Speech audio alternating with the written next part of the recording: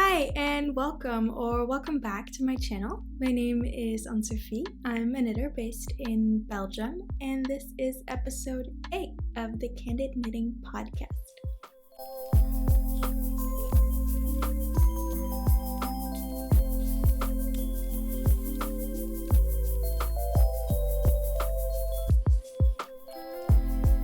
So I made myself a little coffee.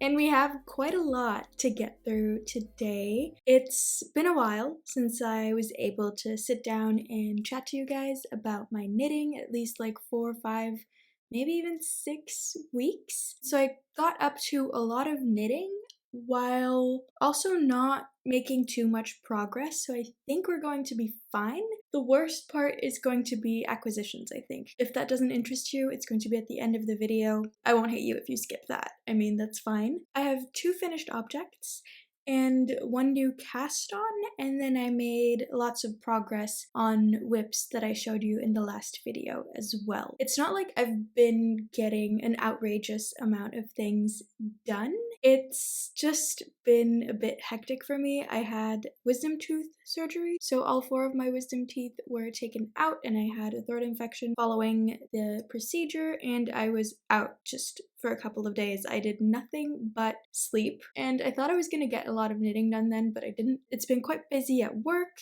and I have been struggling with finding time to film because they decided to break our street open once again. So that's been noisy basically all of the time, and I finally managed to find a moment to film, and I'm very excited and very glad, and yeah, let's just get into it. Wait, no, before we get into my finished objects, I'd like to chat to you about what I'm wearing. If you watched my last new video, I was wearing this sweater, and I forgot to mention which pattern it is and which yarn I used, and I got a lot of questions about it, so I thought, you know what, let's just wear it again and actually share the information for once. This is my Elevation Loop sweater by Other Loops that I knit around this time last year. It's a saddle shoulder, very cozy, huge sweater. It comes in only 3 sizes, and I don't like that because I had to knit the smallest size and I feel like it's a bit oversized. She compensates for it by having you do decreases on the body. I don't know if you can see those. Don't necessarily like the way that looks, but it does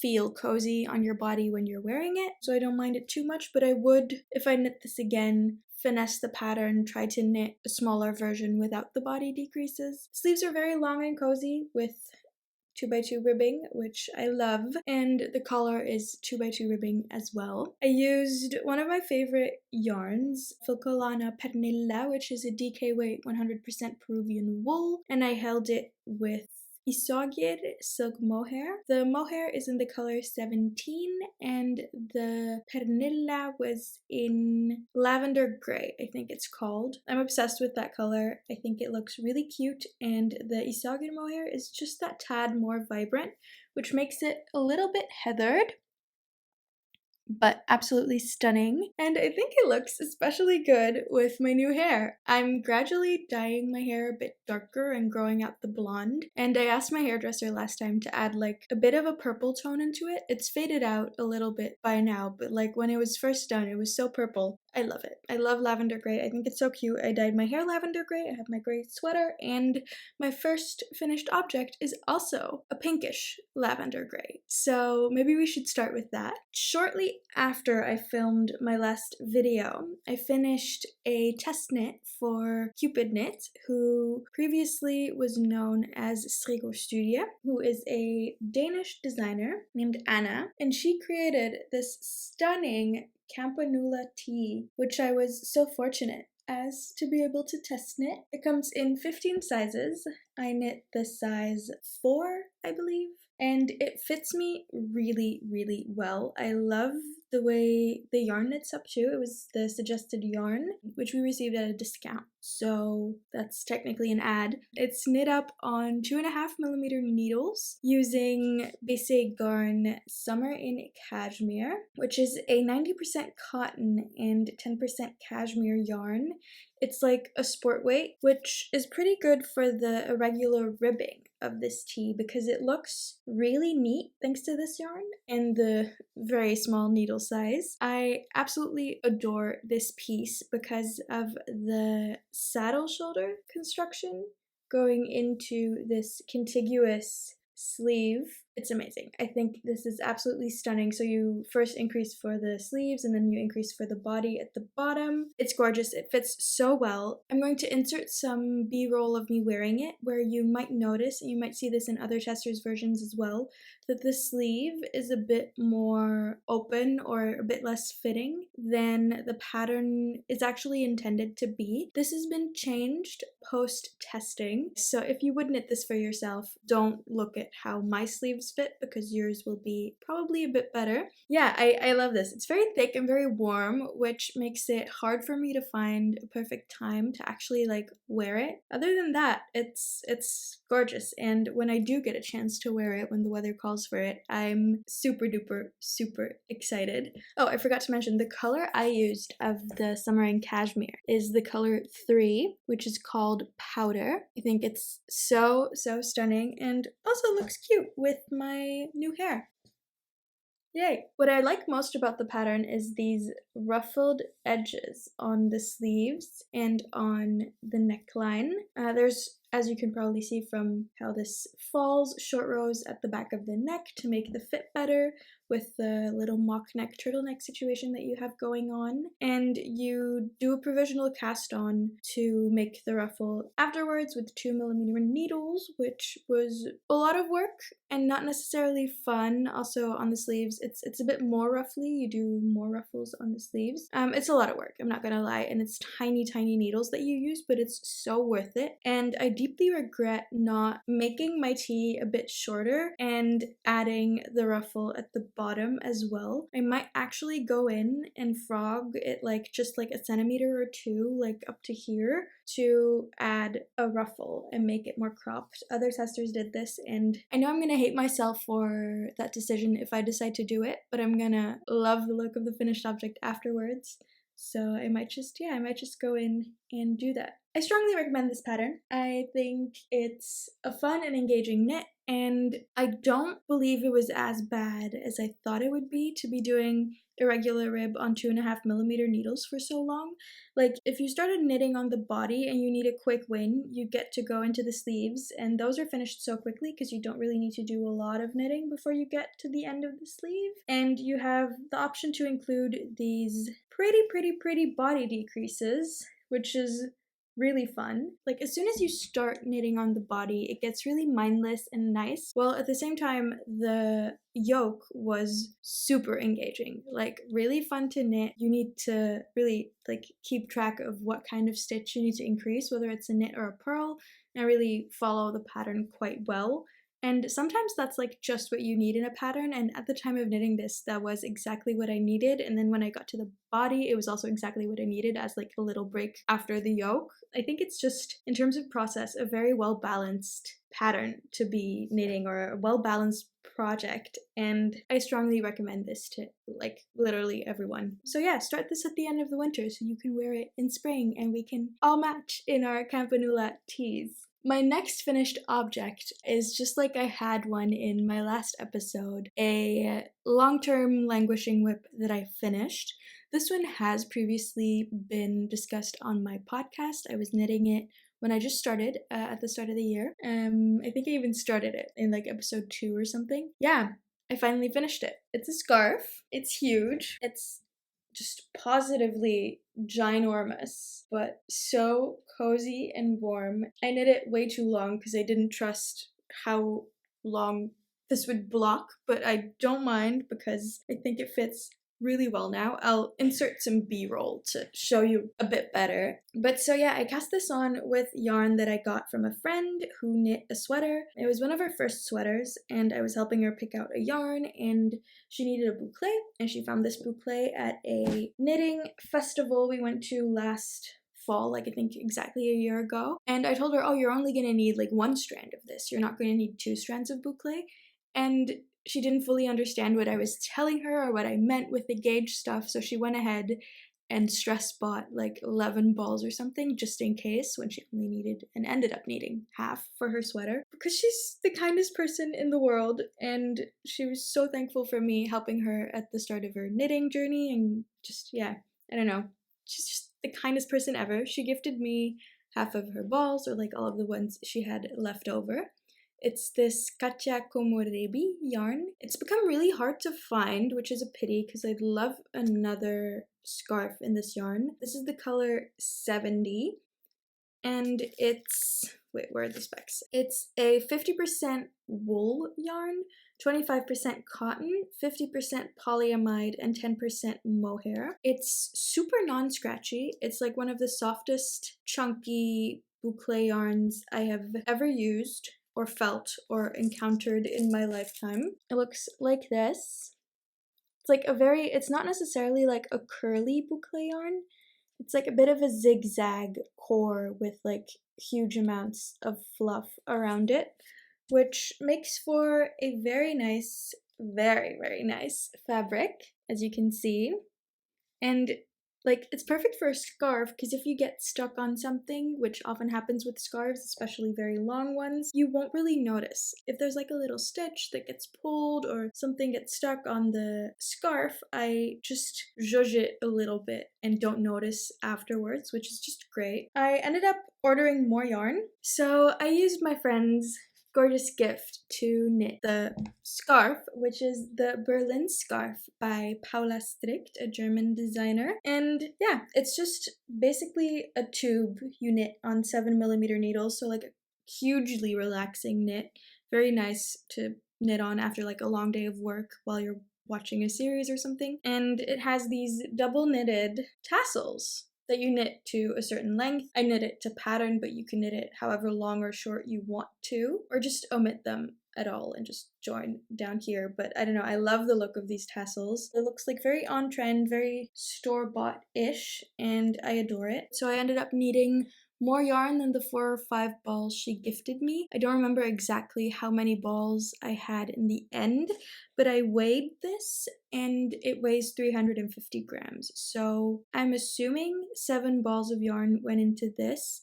But when I checked my Ravelry, I had 7 balls noted down in my stash, which kind of confuses me because I have this one left over and like half a ball or like something over there. I ordered extra so I could make a hot water bottle cover because my hot water bottle needs a new one, and I thought like a cozy thick teddy cover would be really sweet, and I love how soft this yarn is. Yeah, so I either used 6, like 5 and 5.9 balls or like 6.9 balls, and I'm not sure, but it weighs 350 grams. I don't think if you want to replicate this, that information is super crucial. I don't think you need like 7 balls unless you want a really long one. Like if you want a normal length scarf, you could get away with 6 balls of this and be perfectly fine. And so that's my Berlin scarf, which I love, and I've gotten so many compliments on, and it looks so good with my trench coat. I strongly recommend this scarf pattern and also this yarn, but I don't want to because it's become hard to find. It's like in the stores near me, the Netherlands and Germany and stuff, it's all like on sale or sold out, and especially the white color or like the cream color. So I'm sorry if you want to replicate this and can't find this yarn. I guess I was lucky. The next project is like a nearly finished object and also a test knit. Basically the test knit that derailed all of my fall knitting plans. So I'll probably be knitting on most of my fall knitting plans and like the whips I'll be showing you after this, deep into December, and then have to start my winter knitting plans in January or something because I impulsively applied for a test knit for like an insanely textured knit. And I've been doing basically nothing but knit on this for the past few weeks. It's been a bit hard on my hands, so I dropped it now. The test knit is finished. I finished the one sleeve and the button band just in time, and I've just slowly been making progress on this sleeve as much as my hands and wrists allow. But so this is the Haru cardigan by Knits by Summer. It is an all-over cabled, very structured cardigan with 1x1 ribbed details, and a chunky fit and chunky sleeve. I'm knitting the smallest size because I didn't want mine to be too oversized, and I think it fits just right. So the pattern is out now. You can find it on Ravelry. I'll be linking it down below, and I strongly recommend it. I think the only reason I've been having so much trouble with this and it's been so hard on my hands is because I cast it on like directly after knitting this in a month. So like I could have known this is going to be difficult, but I got so excited for this pattern, and I had the vision of a pink one that I just immediately went and applied for the test knit.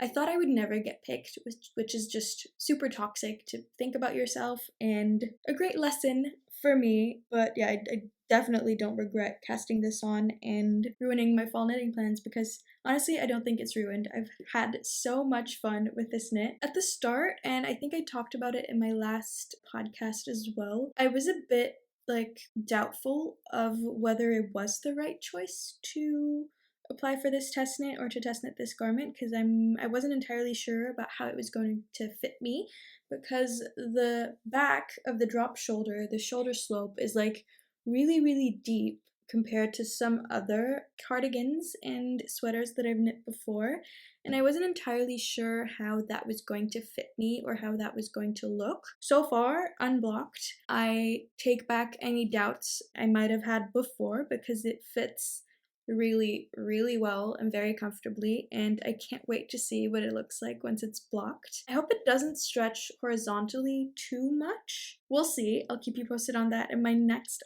podcast. It has a double knit button band. I kind of regret following instructions for the button band, as the top button ends up here, like right at the point where the increases start. I don't necessarily like the look of that. Yeah, it kind of sits not exactly as how I like my button bands to sit, so I would have maybe preferred for my buttonhole to be a bit lower, like maybe here. Oop, where is my thingy? Oh, maybe here instead of here, like this, and then adjust the others accordingly. Yeah, I don't know. Just wanted to put that out there in case you're a perfectionist like me and like your buttonholes to be just right. Maybe don't follow the pattern for this one, which I usually don't follow the pattern for a button band, but I felt like with this test knit, I felt like knitting the garment exactly to pattern, if you know what I mean, and not make any modifications, which if I have that issue again with a test knit in the future on something as minor as the button band, I will for sure be asking the designer if I can modify it, but it just felt like impolite and disrespectful for me to do so. And I mean, it's really not a biggie. It's just like the tiniest thing.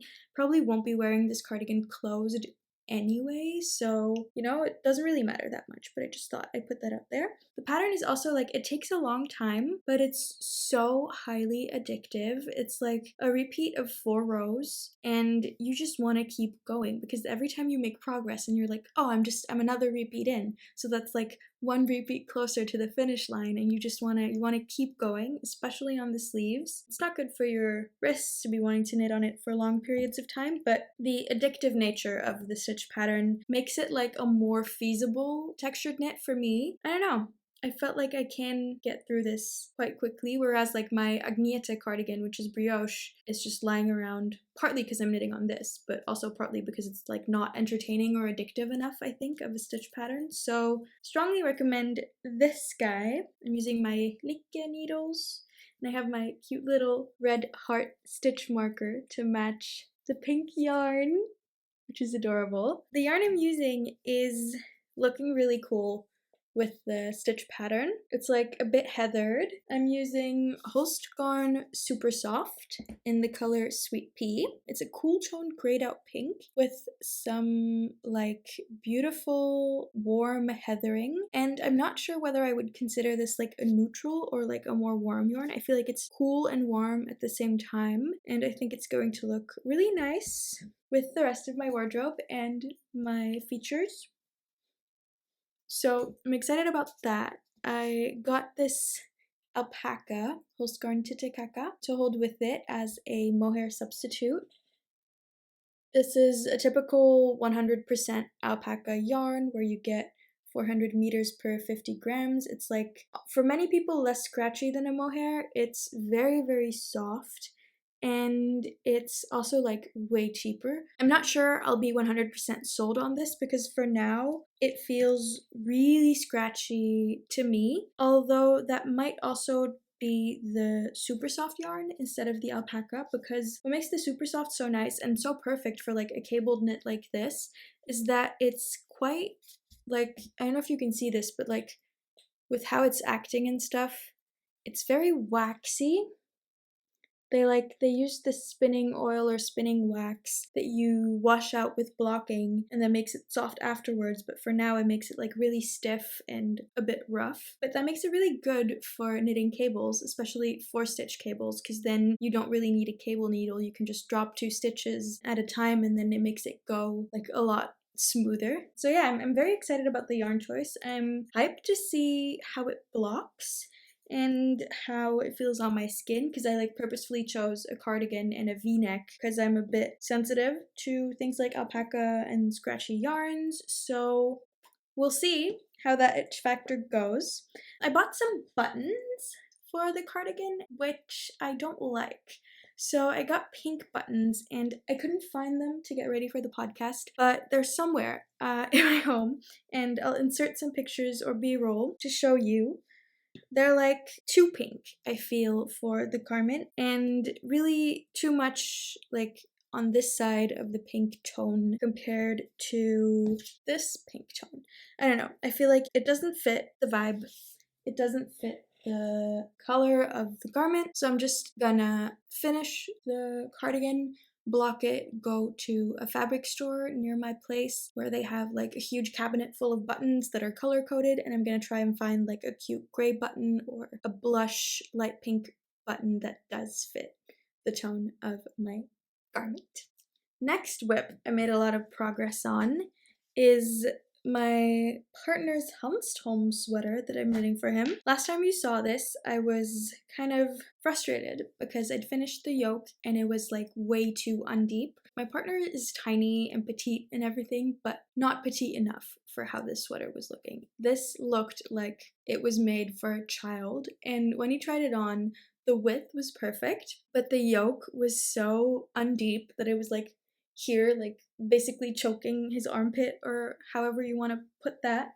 So I had to frog it. Well, what I did first is I blocked it to see whether blocking would help or like how much I would need to add and stuff. And when I compared my gauge and the measurements I should have according to my gauge to petiteknit's gauge and the measurements she would have at the same point based on her gauge, I got like super confused because the math wasn't mathing. I put all of the calculations in my Ravelry notes in case any of you have the same issue in the future, because it just didn't make sense. Like, according to my calculations, I should have like 1 centimeter too little in terms of yoke depth, but I had like 5 or 6 centimeters too little in terms of yoke depth, and the width should be like 2 or 3 centimeters too wide based on my gauge, whereas the width was just right. I was hesitant to go in and add more, like I frogged it and I washed the yarn and I made these beautiful little cakes with like, it looks like kind of leathery now compared to the,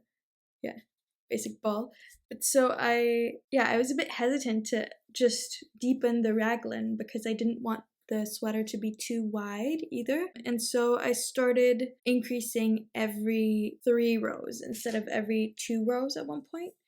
I don't think it makes too much of a visual difference in the raglan, and I think it looks fine, and it fits really well now for my partner. So I've just been steadily knitting.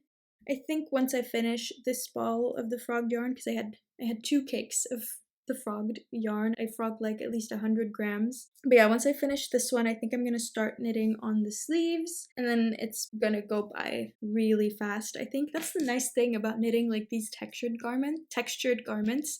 Like a 4mm man's sweater, I don't think I'd ever consider that a quick knit, but now I'm feeling like this is flying off the needles. Like, I started knitting this again like a few days ago, and this has just been a few hours of knitting, and I have like half the body now, so yay for me. So my partner, when he picked the pattern and the yarn he wanted. I let him browse through all of the petiteknit patterns and like some pictures on Instagram and Ravelry to see what these patterns actually look like in practice. And I let him feel all of my yarns. Just like me, he's a very sensory person, very sensitive to stimuli and stuff. So I wanted the yarn to be like a good one and a durable one, and when I gift knit, I either buy budget yarn to make the gift knit fit within a gift budget, as I did with my cousin's Christmas gift last year. I use drops yarn for that. With other types of gift knits, I also just ask people to pay for their own yarn, and then I give them options. So like in my partner's case, I let him feel all of the yarn. I showed him what his options were in terms of budget, so he got cheap options, he got more expensive options, and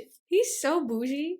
He went with the Knitting for Olive merino held double instead of the petiteknit by Sandnesgarn that the pattern calls for. I guess I could have substituted the petiteknit with double Sunday, but I'm not sure how well double Sunday holds on its own without a mohair, and he didn't want any mohair. And with the Knitting for Olive merino, I'm quite sure this should be not as durable as like a petiteknit would be, but it should be more durable than other merinos. And I had a lot of this lying around, so he had a lot of fabrics he could feel. I thought he was going to prefer the cotton merino, but he actually preferred the merino. And we went into the store, my local yarn store here, because that was also a thing. He wanted a yarn that we could see in person before he bought it, because he wanted the color to be just right. Online he was looking at the dusty violet, but once we were in the yarn store and looking at it, he actually thought it was way too purple, and he was wearing a t-shirt in this exact shade, and then he saw this and he was like, wait, this matches my t-shirt perfectly. I love this color, let's take this. And so we got the dusty petroleum blue. I think it's going to look absolutely amazing on him, and I think the color looks really nice on me too, so I might need to knit myself like a matching Monday sweater or something. I think that would be really cute. But yeah, so I've steadily been making progress on this. I'm excited to see how it continues. Also, just look at how nicely this blocks. This is beautiful. These stitches just loomed so nicely, and it drapes so nicely, and it feels so soft after blocking. Like, why is Knitting for Olive merino so expensive? Because now I just want all of my sweaters to be Knitting for Olive merino held double. Like, it's not even funny. I feel like my gift knitting system actually works quite well because I don't overfill my cabinets and I don't have too many sweaters so that I get choice paralysis when I need to get dressed in the morning. And I get to knit all of these wonderful garments and use these wonderful yarns and then see my loved ones wear them. And I get all of this joy for free. It's brilliant. I love it. I think many people would disagree with me saying like, oh, but it's like unpaid labor, blah, blah. I'm just seeing this as people I love funding my hobby. So it's a win-win to me, honestly. Now, I also made progress on my grandfather's socks after running into like a ton of issues. I finished one. I'm using my favorite vanilla sock pattern, the I'm So Basic Socks by Summer Lee. It's a free pattern on Ravelry and it's brilliantly written. It's great for beginners. It has pictures and everything and video links and it's amazing. But so at first I cast on a size for my grandpa that was way too large. So then I went and cast on not the extra large, but I tried to cast on the large. But I seem to have gotten distracted because where I thought I had casted on a large with 72 stitches, I actually cast on 76 stitches. So I'd knit the entire heel flap and stuff and then realized that my numbers didn't really add up. So I had to frog the heel flap, but I didn't frog the entire sock. I just had my grandpa try it on. It fit perfectly now, so I think with blocking it's gonna grow a little, but it's a superwash yarn, so if it gets too big, you can pop it in the dryer. AKA my grandma can pop it in the dryer for him. I don't trust him with that, and it'll fit well after that, and like also he can wear it over other socks to get like extra warm feet. So it's just a basic heel flap and gusset sock, and I made some adjustments to the stitch counts to make it fit, which is just, well, not too complicated because it's just a basic sock pattern and it wasn't too hard to do. But yeah, I haven't blocked it yet because I want to be able to knit this one exactly like that one. What was nice in having to redo it is that I started with a 1x1 rib, but I replaced it with a 2x2 rib the second time I cast on. And I think it looks a lot nicer and a lot neater. There's just something about like this slate dark blue anthracite color and like 2x2 rib that just hits the spot for me. I think if I ever knit my partner another HANSTHOLM sweater or another basic sweater, I'm gonna go with the 2x2 rib because he's gonna like that a lot. Or if I knit my grandpa another sweater, I think he's next. But maybe I should knit one for a lady in my family for once. Well, I was gonna knit one for my grandma, but then she didn't want one anymore. So yeah, it's looking really nice. It took me a long time because I really wanted my grandpa to be able to fit the sock at every stage. Like during the heel, I knit the heel over 2 afternoons where I was chilling at their place, and then I knit this during a workshop at work. There was like a very cool ADHD workshop at work, and I was allowed to knit during it, which helped me focus very well, and I got this much done, which is amazing. And then I knit the toe while I was at his place, and yeah. Now it fits really well, so I'm just knitting the second one. I've gotten this far. It's going a lot faster without all the frogging. I'm gonna knit it exactly the same as I knitted this one, and then he's finally gonna have his socks. I'm using filcolana arwetta, which usually doesn't look like a very badly spun cake, but I had to do this because I tried to center pull and it got all knotted and messed up, and that happens, but this is the tag. The filcolana arwetta is a 80% superwash merino and 20% nylon sock, and you get 210 meters per 50 grams. I absolutely love working with this sock yarn. I've used it for hats before, but actually never for socks. I have quite a lot lying around to use for socks. Yeah, I'm excited to see how these wear. I got them for my grandpa because he's very sensitive to sock yarns, and I thought the merino would be best for his sensitive skin, which I inherited, of course. I don't know, I think that's all I have to say about this. It's the color slate. I'm very excited. He's very excited. Oh no, that's not all I have to say about this. I actually took pictures, the sock on his feet, like basically to calm my own anxiety when I'm knitting on this away from him and I can't have him try it on. I tend to get in my own head and be like, wait, no, it's wrong. This is not going to fit. I'm putting all this time and effort into these socks and they're not going to fit him and he's never going to wear them. And then now I have a little picture to look at where I can see that this one fits him like a glove and it's perfect. But he said, you know, tell all your little friends, you guys being the friends in question, that if they want to see the socks on my feet, they're gonna have to come over, make an appointment to see me, and pay an entrance fee to see the socks. The man recently learned about like feet pics on the internet and stuff, and he was like, I think he was kidding, but in a way also like dead serious. So if you want to see these socks on my grandpa's feet, you're gonna have to make an appointment to visit him, you know?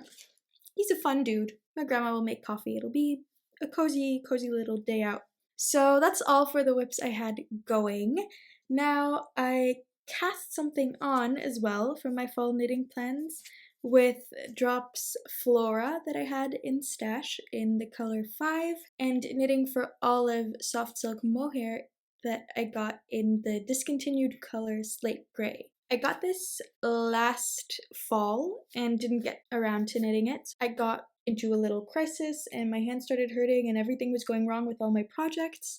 My hands hurt too much for the Haru cardigan. My grandpa's socks were on a break because I had to have him try them on before I could continue. My partner's HANSTHOLM was just lying there being too small and I was crying about it. So you know what? I just thought, you know, I'll just finally cast on this guy. And I did. I finally started the Amy SLIPOVER, and this is like the start of the back panel. I had to take it off the needles because I needed the needles for something else. I don't remember what, because I have nothing here that calls for 3.5mm needles. Maybe I needed the cord, I don't know, whatever. But so I haven't worked on this for like at least a week, but I think I might work on it tonight because my hand started hurting for my Haru again. I think I should actually continue working on this. I'll grab my cable and continue working on it afterwards. But so yeah, you just cast on the back panel. It's just a basic stockinette flap with like this cute little garter stitch edge on the side. I finished increasing for the underarm and now I'm just continuing on the body. And then once I finish the body, I'm going to pick up stitches for the fronts here on both sides, connect at the front for the neckline, then knit the front flap, and then all that's going to be left for me to do is to knit the turtleneck and the ribbing that turns into these beautiful ties on the side. This is a pattern in a booklet by Sandnesgarn that I have had for a while, and I've only knit one sweater out of. So yeah, I'm slowly trying to get through these patterns. The annoying part with this pattern is that it is knit on 3.5mm needles, which is quite slow, but also it is one size fits all, which one size does not fit all, but well, I didn't know that when I bought this booklet, and I bought this booklet, so I want to use this booklet, so I am knitting the pattern, and I also just have yarn in stash that's perfect for it. The Drops Flora is really, really nice held with the soft silk mohair. This is one of the nicest fabrics I have ever knit up in my life. Like, I think I might even be enjoying holding the Drops Flora with this more than the Knitting for Olive Merino with the mohair, because it's just so soft and fluffy and squishy and luxurious, which is a pity because it's a highly unethical yarn. But if you're on a budget and you want to treat yourself to a nice mohair, but you don't want to also buy the Knitting for Olive Merino, you can like half the price and go for a Drops Flora and have a really, really nice luxurious experience. So the Drops Flora is 50 grams per 210 meters, so a little bit thicker than the Knitting for Olive Merino, which is 250 meters, and the content is 65% wool and 35% alpaca. This never feels scratchy or itchy to me, but I'm quite excited is the wrong word, but I want to know how this is gonna feel on my neck. You know, the swatch I made, and if I hold it like this is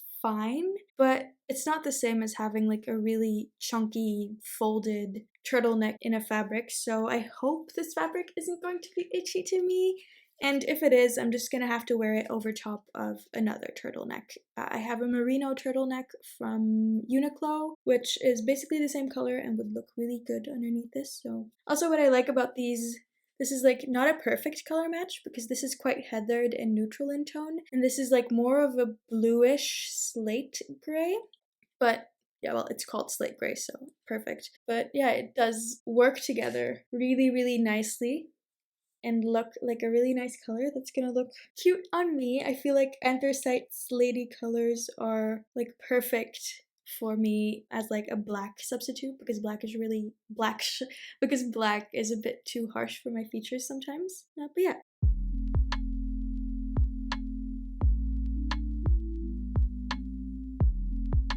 Now we have quite some acquisitions to get through as well. I have plans for most of these acquisitions, but I'll be keeping that for my winter knitting plans videos so that things don't get too redundant either for me or for you. Yeah, but let's just go through them chronologically. I went to my local yarn store for Knitting for Olive yarn again last month with my dear colleague slash friend who just submitted her PhD and is about to defend, and as I did for my other dear colleague in January, I am knitting her a sweater as a congratulations gift, and she picked this yarn. I actually have never worked with Knitting for Olive Heavy Merino before, and I'm so excited to hold it with the mohair. She picked the color Bark in both cases, which I don't really get to work with a lot of warm tones because they don't look good on me, but they really do on her, so I'm like immeasurably excited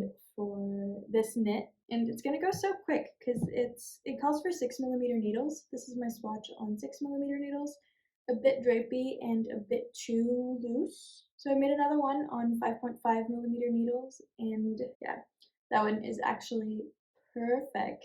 It was so fun to knit up. I think this is about to be one of my favorite yarn combinations, the heavy merino with the mohair by Knitting for Olive, which is unfortunate because it's expensive.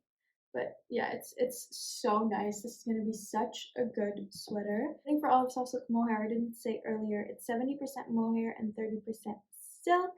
It's completely cruelty-free silk, which is also why I love this mohair. It's non-scratchy for me and cruelty-free, like sign me up. And the heavy merino is 100% merino also, and it's a worsted weight that gives you 125 meters per 50 grams. It's a bit more rustic and like loosely plied than the regular fingering weight merino, but yeah, it feels similar but less like lotiony soft. It's so luxurious, so nice, and I'm so excited for this gift knit. I also ordered some yarn. I'm actually on a yarn ban, but this was on sale, and I learned that this color is like discontinued, so they're not dyeing this up anymore. And I ordered this like shortly after I finished my Berlin scarf. because this is actually the yarn the Berlin scarf pattern calls for. It's sandnesgarn brushed alpaca, or like brushed alpaca, and it is a 96% brushed alpaca and 4% nylon yarn produced in Norway. And this is like a lavender grayish color that will look really good with lavender gray mittens I plan on knitting, and a hat and fit. I was saying I wasn't going to share my plans, and now I'm talking about my plans. But I'm going to knit another Berlin scarf to fit my gray puffer coat and my other gray accessories that I have or plan on knitting. The color is 4631. It's so pretty. I got 6 balls at a discount, and they're probably the last few. I think it's going to be really cozy, and I'm probably going to knit this up somewhere in the winter or maybe next fall. I don't know. I just really needed to get this yarn before it was nowhere to be found. Then while that was on sale, I also got some Yowl sock yarn on sale. It is caked up or skeined up, I don't know what you would call this wormy shape, the same way as filcolana arwetta sock yarn is. It feels very similar to filcolana arwetta sock yarn. It's 75% wool and 25% polyamide, and it says 75% virgin wool, but I do think it's superwash treated because it says you can wash it at 40 degrees. You get reinforcement yarn on the inside. Wait, let me see if I can get that out. To use like on the heel. Oh no, this is bad. I'm ruining it, but here's a little peek at the reinforcement yarn on the inside. And I was just really excited to try out this yarn. I'm gonna have to cake it up like I did with my Arwetta because I ruined the little yarn shape already. But yeah, I got the sage color. It's 83. Got 2 skeins, and I'm gonna knit up a cute pair of socks. And I think it's going to be interesting to compare it with the Arwetta sock yarn that I love, because this is a merino and this isn't, to see how they wear, how they are when I'm knitting with them, and to figure out which of these sock yarns I prefer. And yeah, maybe I'll finally find my favorite. But yeah, I'm just excited to see how that works out. It literally says like superwash in huge letters, so like, yeah, done. Then I got a huge amount of sandnesgarn perfect to knit leg warmers per my sister's request. She wants chunky leg warmers with like a ruffle edge. I'm knitting it without a pattern. If it turns out cute, I might actually end up writing a pattern. Never done that before, but if people would be interested, if you see this being knit up and you like it, let me know. We're probably gonna hold it double and do a 2x2 rib on like 5 or 5.5 millimeter needles to make it like nice and chunky. I'm super stressed out about it because my sister studied fashion technology, so any little mistake in the leg warmers she's gonna notice, and it's white yarn, so it's gonna be noticeable as well. I got it superwash because she wanted white cream colored ones, and I wanted her to be able to put them in the wash, and I wanted a sock yarn because, well, she's gonna be wearing it at the bottom of her legs, like on her shoes and stuff, and I want it to wear nicely. And this is the only DK white sock yarn that I knew of, so yeah, I got it. It's also, well, it's superwash. It's 80% wool, 20% nylon. She's gonna wear it with like her chunky buffalo platform shoes. I think it's gonna look so cool, and I'll definitely be sharing pictures of that once she gets them. I hope it's gonna knit up quickly because her birthday is in like 2 weeks, but we're not talking about that. While I was getting that yarn, Drops yarn was on sale, and I get Drops yarn for things that are like budgety or like home accessories and stuff. And I wanted to do some Christmas knitting, so I got some Christmassy colors of Drops Nord, which is a very soft sock yarn. It's not perfect for socks, but I think it's perfect for like things like accessories and stuff. And it is a really good sock yarn. It's very soft. It's annoying in terms of gauge. Gauge always ends up like a little bit too large for me. So I got Christmassy colors, but let's start off first with these, because Claire Garland creates like these stunning figure patterns. Wait, let me get one. So Claire Garland goes by Dot Pebbles Knits, and she makes, you've probably seen this one plenty of times before, she makes these adorable figurines. This is Stevie. He lives in our living room on the 52 Weeks of Socks book, and he cheers us up when we need a cheering up. He's so cute. But so she has like tons of these cute figurine patterns, and she released Winnie the Pooh ones. And one thing about me is I have been obsessed with Winnie the Pooh since I can remember. I had a Winnie the Pooh bedroom as a toddler, and I don't know whether the obsession started and my parents gave me the Winnie the Pooh bedroom, or I got the Winnie the Pooh bedroom because I had the Winnie the Pooh obsession, but the obsession's there and it's never left, and I love Winnie the Pooh. I just love it. So when that pattern was first published, she started with the Winnie the Pooh one, but you also have like Piglet and Eeyore and everyone, and Kanga and Roo, and you can knit everyone. But I'm gonna start with Winnie the Pooh because I have that pattern already, because you were able to get it for free when she just released it. And you bet I didn't hesitate. And then once the yarn I could use was on sale, I got it too. So I'm going to use this with the Drops Kid Silk to make it a bit more fluffy. The Drops Kid Silk is super scratchy. I don't necessarily recommend it for people with sensitive skin. Even if you're on a budget, I wouldn't use it again. But for like things like this, or like this, I use knitting for olive merino and soft silk mohair and leftovers for this froggy, and that's just like, I don't know, feels like blasphemy to me sometimes. But so yeah, for this I got the cheaper, less ethical one. Gives 25 grams and 210 meters, and you get 75% mohair, 25% silk. And this is the color Vanilla, I believe. The number of the color is 29, but I think it's called Vanilla, and it's like this beautiful soft yellow, which will soften up this ochre and I think make a perfect Winnie the Pooh color. This is color 18. It's like an ochre mustardy yellow. And then for his little, I don't know if I'm gonna make him like the scarf or whether I'm gonna make him his little sweatshirt or tee, but I'm gonna be using this red. It's the color 14. And you know, I'd gotten the red and the yellow, and I was thinking of like maybe knitting like some Christmas ornaments or perhaps even Christmassy colorwork socks. So I went ahead and I got two other Christmassy colors as well. I got the off-white 1 colorway and the, I think it's forest green 19. This looks a lot more Christmas green or Christmassy foresty green in real life than it does on pictures, so that's good to know. It's the color 19. It looks a lot darker and less vibrant and less warm in pictures online. But so I think this I'm going to use for a little Winnie the Pooh. But with these, I found this pattern that lets you make like candle ornaments. I think that would be really cute, and I could use leftovers from this for like the little flame and make little Christmas trees and Christmas sweaters and Christmas socks to put on my tree, or just knit I-cords and place little bows on my tree. I don't know, I think that would be really cute. So yeah, I just got cheap Christmas colored sock yarn for Christmas because I'm feeling the Christmas spirit very much. The current political climate, the current weather with there no longer really being many beautiful red leaves to cheer you up. Everything's just turning gray here. Everything's feeling really gray. You know, I needed this. I needed this to feel better. And I kind of do a little bit. So if you've been having a hard time, if you've been needing to avoid the news and stuff, strongly recommend looking into knitting little Winnie the Poohs or Christmassy ornaments while Drops yarn is on sale. And maybe we could like cheer each other up together.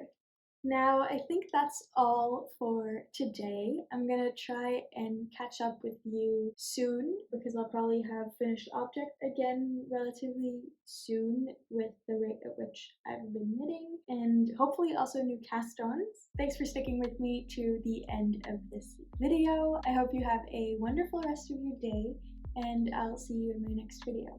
Happy knitting! Bye bye!